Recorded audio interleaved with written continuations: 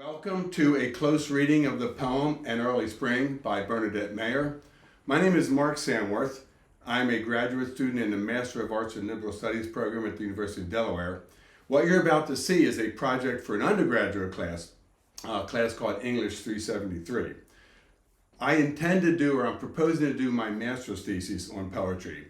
But since I have not been in school in 40 years, I'm in the over 60 tuition-free degree program. I thought I should get a refresher in poetry. So I'm taking English 373. And the way that works is the professor, Dr. Davy Knittle, is finding some extra assignments for me to do to make it the equivalent of a graduate level class. But this project here that you're going to see now is purely undergraduate work. It's an assignment for everybody in the class that has to take. And it's an assignment to do a close reading of a poem, right? So some of the things that we had to do in this assignment, it had to be myself, because I have to hand this in, plus 2 or 3 panelists to read these poems. And we have to just do a collaborative reading. We have to record it and video it, and there's a couple of different ways to do this. There's many examples of collaborative readings on the internet. We're going to take the most common one, which is something called ModPo, which is done at the Kelly Writing House at the University of Pennsylvania. And if you're interested in that, you can Google modpo.org and see samples of their close readings. And we've all kind of done that. I did quite a few of that as part of this course, and my 3 cohorts here have done a little bit of that just to get ready for this. ModPo, of course, is very highly regarded academics and scholars, and actually poets. Quite often they'll have the poet who wrote the poem there. We are not highly qualified academic scholars or poets. We are, I guess, even myself, I've had half of this class, so I'm still a layman in poetry. So we're not going to try to act like that. We're going to give a kind of a layman's interpretation of the poem An Early Spring. So this program will commence from here, I guess. And before we get into the back and forth of the close reading, let's just do an introduction of the 3 panelists. So, Kat, do you want to introduce yourself? Sure. Hi, my name is Kat. I am Mark's wife. You can say that. Yes. Sometimes she does not admit that, but tonight on this recording she is. But it's been really fun looking at these poems with him. So, my background in poetry is very sparse. I have not had a lot of experience with it. But my family, about 15 years ago, we started sharing poems at Christmas time. So, whoever wanted to would bring a poem and we would read them. So that was kind of cool. I really have enjoyed doing that.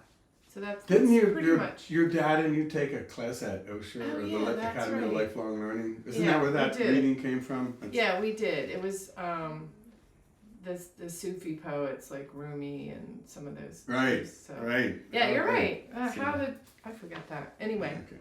All right, let's move right along to Anthony. Hi, my name is Anthony Lacatina. As far as poetry goes, I have a very limited knowledge, other than, of course, song lyrics, which I do hold dear. Other than that, this will be the first time I'm going to outwardly express how I interpret a poem. So it's pretty interesting. My professor is going to think that I loaded this up because I'm proposing to do my thesis on song lyrics. Okay. And the fact that you said that, he's going to say I staged this, But can you vouch that I did not stage that? You did not. He did not stage this. Who you want to just name one song lyricist that you kind of like? I know there's a lot of them. Off the top of my head, it would have to be David Crosby. Right, who just died this year, right? Recently, yeah. Just recently, okay. Okay, and moving all the way over to your right is... I'm Julia. So my background in poetry is pretty limited as well. I really did enjoy, I remember in high school in English class, I really enjoyed the poem interpretation unit in our class. I really liked that. I have also been part of the poetry readings every Christmas with my family. I must say, you've picked really good poems. So, better than mine, probably. Yeah. Well, can I just pipe up that you actually wrote a poem well, not a poem. You've Well- written a lot of poems that I've heard you read, and I think they're really, really cool. Yeah. Yeah. And I did also attend a few meetings in college at a poetry club, so that was cool. But I All wasn't right. really that active of a member of that, so. Well, you are almost overqualified to be on our panel Yeah. at this close reading of Bernadette Mayer's poem. Before we get into the close reading, let's do a reading. And Kat, I think you said I earlier that volunteered you to, volunteered, read it. or I volunteered you, or somehow. We'll see how this goes. Okay. Early Spring by Bernadette Mayer. Can't find mind of hour. The sun's coming out.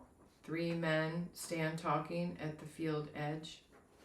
You see, maple syrup season's already here. Maybe. At least they put the buckets up on the trees. That is, like the delights of roaming after. Like the tree that defended the forest. It's only February. Repeated early springs exacerbate doubt and droughts, if you will. Plus the finches are here. How could that be? Birds can't be wrong. Meaning is not a message or a physiognomy. There was a crescent moon right by Venus in the sky to tell us to try Poe for once. And early spring might be the backyard is covered with moss, but in the end, it will be sooner that everybody's snowmobile is for sale. They can't still be talking there on the field edge. Bill sitting in my chair, representing calm and chaos. Phil standing, seeming to be reason. And Jay shouting because he's hard of hearing. The whole local gang's there. I saw somebody walk by, as if the war's over, my friend. Okay, Kat, thank you so much for reading that with us. That was a great job. We will dig now into the close reading. So we're going to mimic what you, hopefully, like what you would see on ModPo or a close reading from the Kelly's Writer House. And I guess we'll start with Kat again. We're giving you all this work to do here, Kat.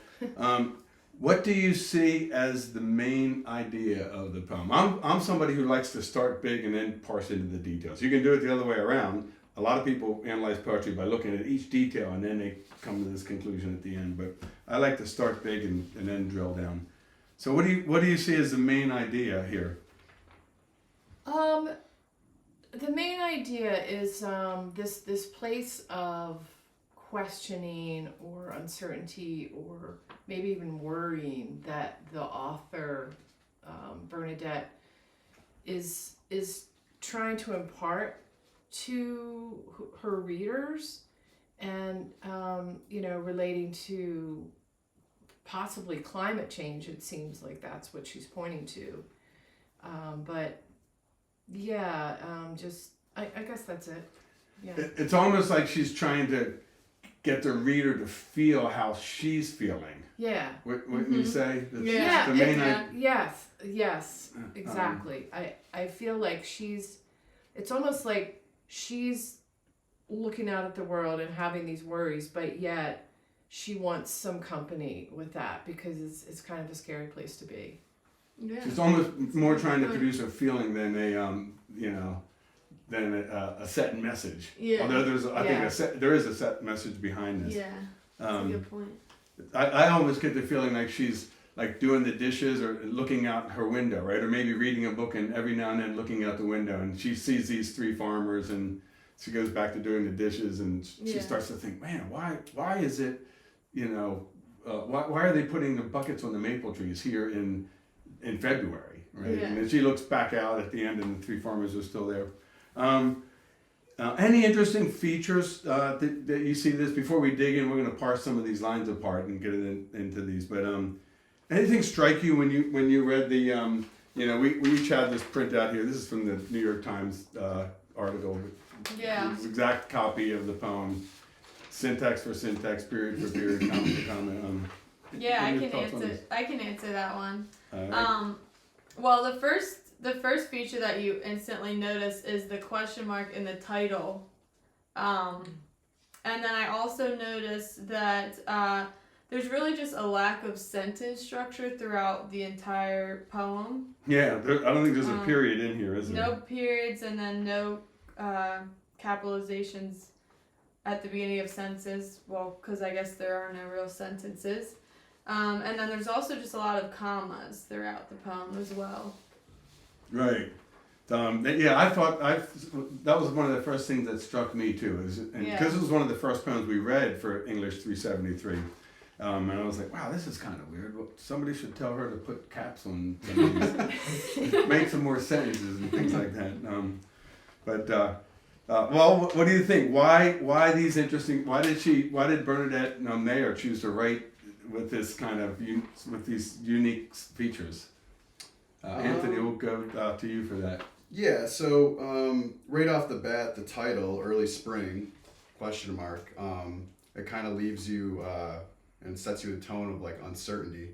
Kind of don't know if she can't figure out what time of year it is or anything like that.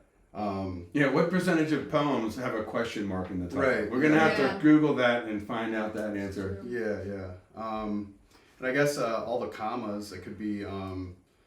there's just a lot of change going on in the actual poem itself, and that's kind of easily relatable to the actual climate change, if that's what they're talking about. So True. Yeah, the whole thing is about an uncertainty, isn't it? Yeah. I had to read it a few times before. She doesn't want to Yeah. make a definite opinion that like the climate is changing or it's not. Right. And I'm sure she knows that the climate's changing because she's an educated person, but she doesn't. That's not the purpose of this poem, really. It's more to kind of purvey the doubt that we have, or the uncertainty, or the different ways of looking at it. Sure. Yeah.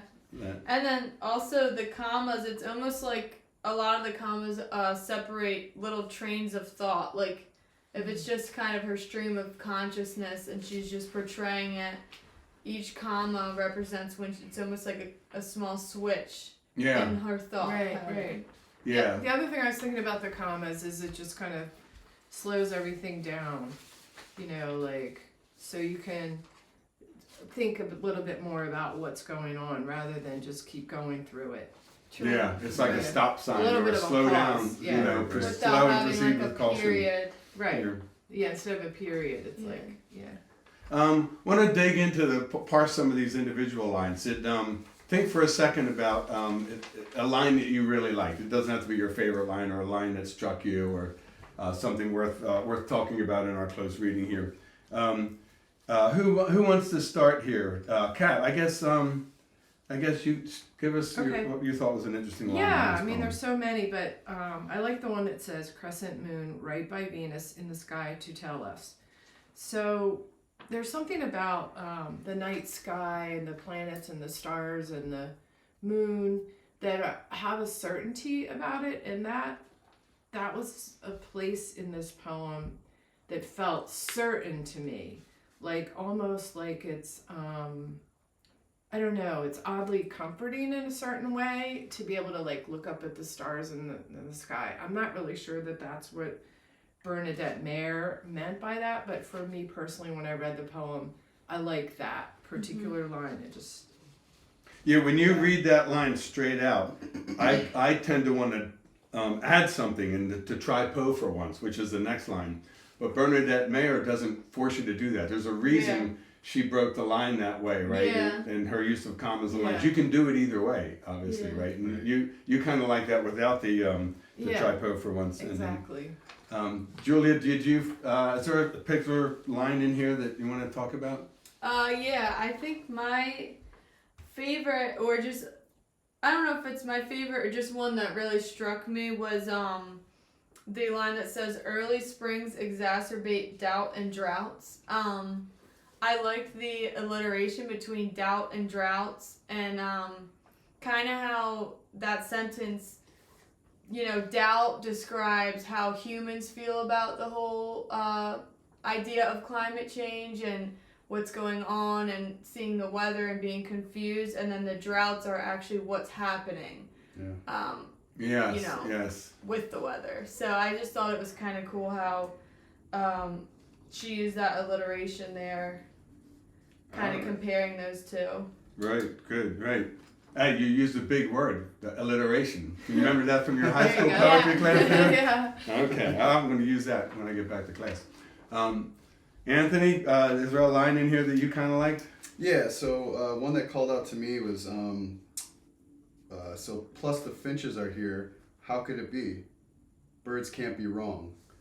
So that to me just called out to me, it made me feel the poem in a way, like it kind of gave you a concerning feeling, like a real feeling, like birds can't be wrong. I mean, that's his like proof in the pudding, like Yeah. it's what it is, yeah. Drives it home. So kind of really set the tone there. Yeah, their migration patterns are based on weather, on climate, Yeah. right? And Yeah. if their Yeah, it's not migration like- patterns are changing, the weather It's is... not like their opinion, you know, Yeah. like Yeah. like humans, we have an opinion, you know, they're all kinds Yeah. of opinions. Oh, is it climate change? Well, the birds are like, You don't think they Something's watch certain TV stations and, are brainwashed by these political views of the They're trying to beat a storm. 21st century? Yeah, okay, very, very good. Staying on the concept of lines, at what line did you really sense that this was an eco-poetic piece? You know, the class we're taking is really on eco-poetry, right? So Right. mixing the environmental studies with poetry studies, or ecology studies is where the word comes from. But when did you kind of realize this was an eco poetry? I will go to Kat for that. right. I mean, honestly, right from the get-go, like the title, because of that question mark. You know, like I think Anthony was saying earlier, like early spring question mark. You know, anytime you ask that as a question, you're kind of wondering, is there climate change? Is there something going on in the environment, in the climate? So, Yeah, and even the word spring is Yeah. environmental. I mean, that has to do with Exactly. the earth, right? yeah, I mean, right. Yeah. what I think is interesting is when we pick apart poems in class, Dr. Knittle will ask, well, okay, where's the environment? And I didn't see any of it. Then we start to pick it apart, and it's all over the poem. Right. I'm just, kind of a blind reader. You have to read it a couple of times. Sure. And in this poem, right after that, the second line and the third line. I mean, it's, Yeah. Yeah, it's Yeah. in that, but that's where it first shows up. I think. Yeah. the title, right? What is mind of hour going to the first line? I thought that was a unique thing. I struggled with that. I think I Googled that. Yeah. It didn't come up with anything. Right. Anybody want to? Anthony, how about we'll try to maintain some order here? Yeah. So mind of hour. To me, I kind of like would use that as like our brain has like a reference point to kind of tell us, what time of year it is. Like for instance, if there's flowers blooming, it might be spring, or if it's hot and humid, it might be summer, and so on and so forth. So I think it's like a point of reference that we use, and it seems as if hers was a little uncertain again. Yeah, she couldn't find She it. couldn't figure it out. Yeah. Yeah. So Yeah, Yeah. maybe mind of hour is the matching. Spring matches flowers, Yeah. right? Winter matches snow, sure. Yeah. and not being able to find that is the issue here, right? Yeah. Yeah. Can I bring something up? Sure. That mind of hour I thought was really interesting because again, I guess maybe the syntax of putting it in quotation marks. So I'm just putting it out there. I just think it's interesting Yeah. that she put it in quotation marks, and I looked it up, but I didn't really see like that somebody else had written I that, couldn't or find it like so. anywhere. I wonder what is she trying to emphasize that? Yeah, or? maybe she actually came up with that too. Like she Yeah. came Oh. up with the mind of hour. Like if she was the first one to use it, I think maybe she would put that. I don't know. Yeah. So Yeah, Like, if it's keep a it together term that as she in- kind of somebody Yeah. coined, A term She that she can- coined, she kind of puts it in quotation marks to. right. Oh, that's Show that. interesting. I Yeah, know. who knows? Continuing with Julia there, why this stream of consciousness approach? So I think that there's a stream of consciousness approach because it's a very relatable, it makes the poem very relatable for the reader because the way you read it, it's almost like the way you think about it. And I think the idea that the poem is discussing is also very relatable. So it really goes together because it's about something that all of us have thought about. And it's a lot of times when you're thinking of it, you are just kind of thinking to yourself. So I do feel like it just does make it all the more, I don't know. Yeah, it's almost the like way we think, so you would That maybe makes think sense. that it's not like the poem is not really about climate change. yeah. It's about how we think, our thought process. It's some of Yeah. that's what she's trying to you Yeah. know, show is the thought process of Yeah. us with climate change. Yeah, That makes sense. For I sure. agree. What were some of the nature references that Bernadette Mayer put in this poem? I'm making you do what our professor makes us do. Like you Right. got to go through and look for them, right? Because I Yeah. miss them sometimes. in some of the Yeah, poems. one that stood out for me was the backyard covered with moss. That makes me think of springtime, and it's like, like very green, and I believe the author is like from a New England area, so I'm thinking that. Yeah, she's maybe- from New York City, but she spent a lot of time in like northern Vermont. Okay, so that's kind of the setting I think of when I think of this poem, and I'm wondering if the expectation is that it would be snowy, but yet it's very green with the moss. So that's kind of just what was hitting me. Yeah. It was actually a really beautiful image too, like this idea of the moss. But yeah, I'll just leave it at that. So we'll go from nature now to the Anthropocene, which means the modern era that we live in, that's dominated by humans everywhere. What were some of the built references that struck you? We'll go to Anthony for this. Yeah, so for me, I mean, this one kind of hits home for me because I'm from up north where we do get a lot of snow, and people are selling their snowmobiles, so that would be a built environment right there. I mean, Do you know like friends of yours who actually yeah, I don't had actually. this discussion? I'm not actually a snowmobiler myself, but a lot of people do.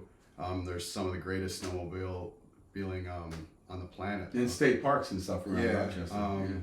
But it's just so the weather's so fickle, and it's not easy to keep one of those, and it's expensive. But yeah, so I think that would be something there. And then also I thought it was interesting to relate the built environment to the actual natural environment and how one affects the other. I think it was kind of Yeah, thought I think provoking.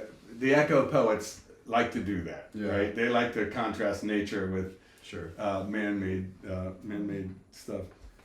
We'll stay with Anthony and go to the next question. Why do you think Bernadette Mayer invokes Edgar Allan Poe in this poem? Yeah, so kind of what I was saying before about the birds can't be wrong. It kind of gave you a concerning feeling.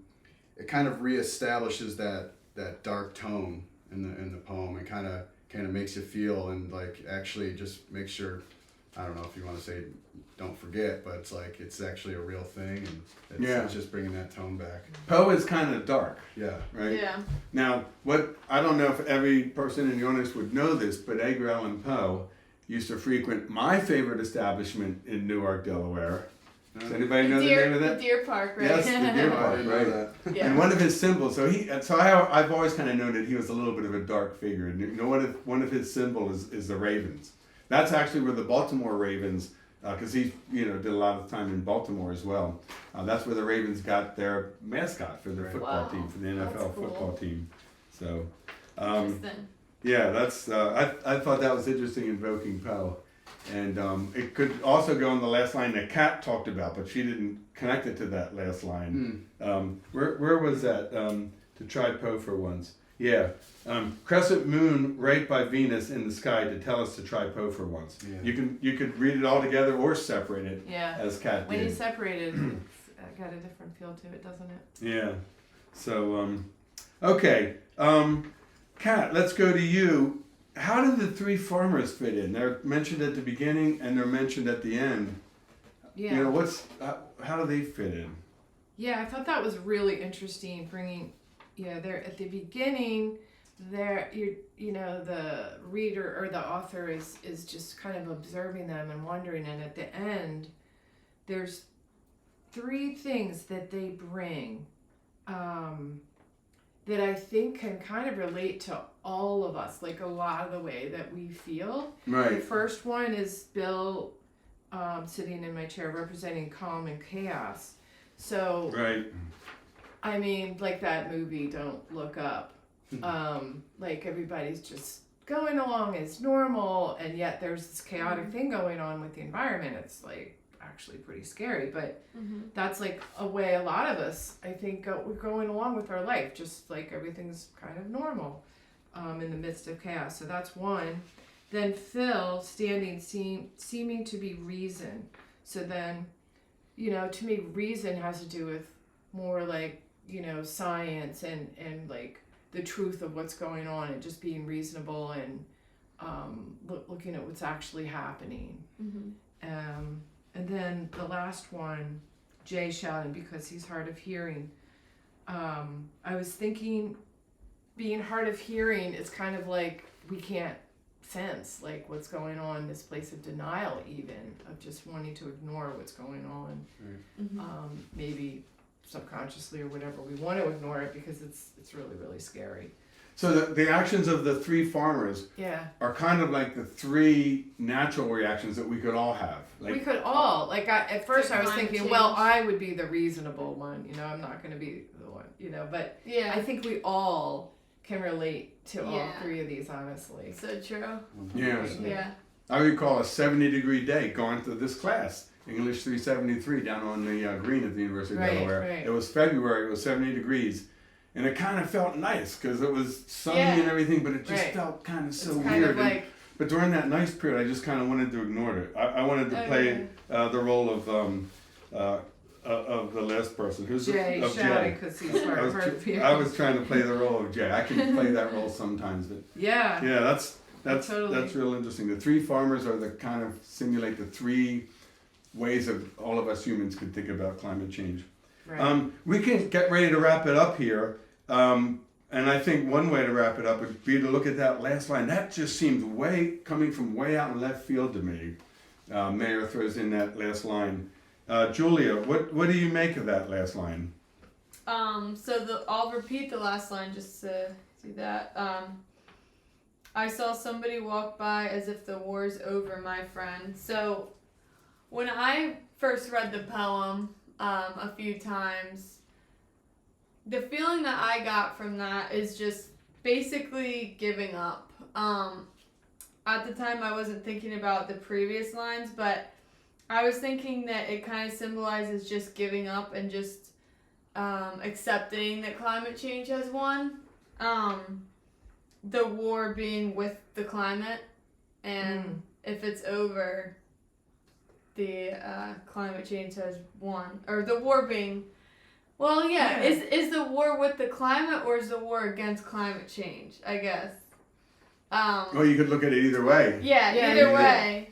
But I do think that, just basically giving up. And I think that with what Kat said about the previous different reactions to climate change, I think this could be a 4th reaction. Right. So this is just completely just, all right, the war's over. Kind of like just giving up. Yeah.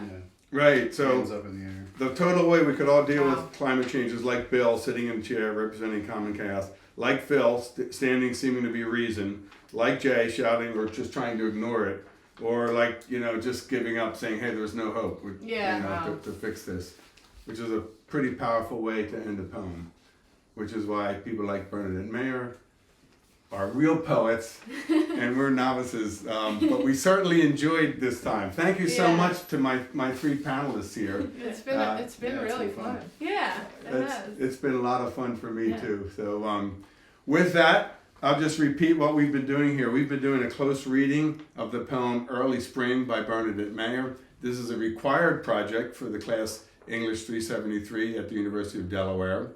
And we hope you've kind of enjoyed this. Maybe you got something out of it, maybe not. Maybe you were slightly entertained, maybe not.